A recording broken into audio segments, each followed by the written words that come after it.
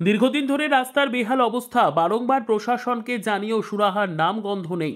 অবশেষে রাজ্যের মুখ্যমন্ত্রী মমতা বন্দ্যোপাধ্যায়ের সভামঞ্চ থেকে বার্তা আসে এই রাস্তা নির্মাণের জন্য টাকা বরাতের কথা। কিন্তু দীর্ঘ লম্বা সময় পেরিয়ে গেলেও কাগজে কলমে কোনো কিছুই হলো না। মালবাজার থেকে বড় দিঘিগামী রাস্তা নির্মাণের জন্য ঘোষণা করা হয়েছিল 13,47,00,000 টাকা, কিন্তু অলিখিত কোনো কারণে সেই টেন্ডার প্রক্রিয়া বাতিল হয়ে যায়। রাস্তা নির্মাণের টেন্ডার বাতিলের প্রতিবাদে সকাল সকাল মালবাজার ও বড়দিঘির সংযোগস্থলে স্থানীয় গ্রামবাসীরা বিক্ষোভ প্রদর্শন করেন। এই দিন তারা বিহাল রাস্তার উপরে জলভর্তি গর্তে ধান রোপণ করে প্রতিটি বিক্ষোভ দেখায়। দ্রুত এই রাস্তা নির্মাণের কাজ শুরু না হলে আরও বৃহত্তর আন্দোলনে নামবেন বলে দাবি করেন।